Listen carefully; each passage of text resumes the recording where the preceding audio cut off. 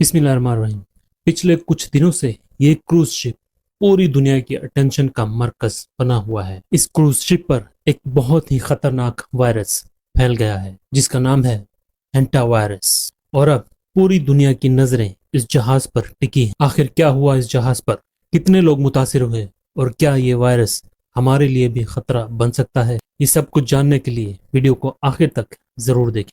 ये जहाज है MV होंडियस। ये एक डच क्रूज शिप है जो 1 अप्रैल को अर्जेंटीना के एक शहर ओशवाया से रवाना हुआ था। जहाज पर तकरीबन 150 मुसाफिर और अमला सवार था। एक आम सा सफर, खूबसूरत नज़ारे, समंदर की लहरें, लेकिन किसी को पता नहीं था कि कुछ लोगों के लिए ये सफर उनकी जिंदगी का आखिरी सफर बन जाएगा। 6 अप्रैल को जहाज पर एक 70 साल डच शहरी को अचानक बुखार, सर में दर्द, पेट में दर्द और फिर लूज मोशन शुरू हो गए। हालत तेजी से बिगड़ती रही और सिर्फ 5 दिन बाद 11 अप्रैल को वो जहाज पर ही इंतकाल कर गए। उनकी 69 साल बीवी अ क्लोज कॉन्टेक्ट भी बीमार पड़ गई। उन्हें 24 अप्रैल को सेंट हेलेना में उतारा गया। वहां से जनूबी अफ्रीका की तरफ परवाज के दौरान ही उनकी तबीयत मजीद खराब हो गई और 26 अप्रैल को जोहान्सबर्ग पहुंचते ही उनकी भी डेथ हो गई। लेबोरेटरी टेस्ट में तस्दीक हुई हेंटा वायरस। अब सवाल यह है कि ये हेंटा वायरस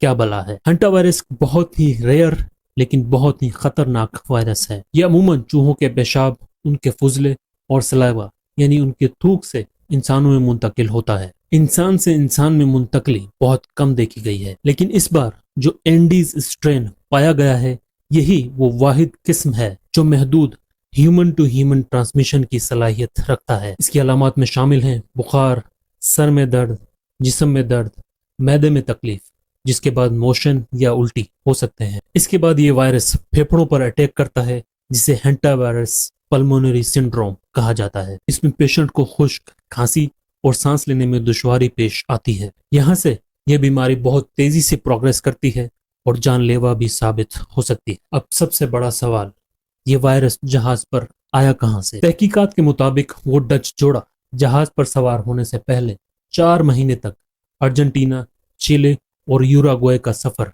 कर रहा था। अर्जेंटीना के रिसर्चर्स का कहना है कि गालिब इम्कान ये है कि ओशवाया शहर में एक बर्ड वॉचिंग टूर के दौरान ये वायरस चूहों से इन्हें लगा और जब ये जोड़ा जहाज पर सवार हुआ तो वायरस इनके साथ ही आ गया। और जब इस वायरस की तस्दीक हुई तो दुनिया में एक हलचल मच गई। जहाज केप वेर्दे के साहिल के करीब लंगर अंदाज हो गया। वहां मुसाफिरों को उतरने की इजाजत नहीं दी गई। जहाज कैनेरी आइलैंड्स जाना चाहता था, लेकिन वहां के सदर ने साफ इनकार कर दिया और कहा कि ये जहाज कैनेरी आइलैंड्स नहीं आ सकता। ऑब्वियसली वहां के अवाम भी खौफजदा थे और अभी तक कोविड की यादें ताज़ा हैं। लेकिन WHO ने कहा है कि स्पेन की कानूनी और इखलाकी जिम्मेदारी है कि वो इन लोगों की मदद करे। आखिरकार जहाज टेनेरिफ की तरफ रवाना हो गया, जहां पहुंचने में इसे 2 से 3 दिन लगेंगे। अब तक की सूरत हाल के मुताबिक 5 कंफर्म्ड केसेस हैं, 3 मुश्तबा केसेस हैं, 3 कंफर्म्ड डेथ्स हो चुकी हैं और एक मरीज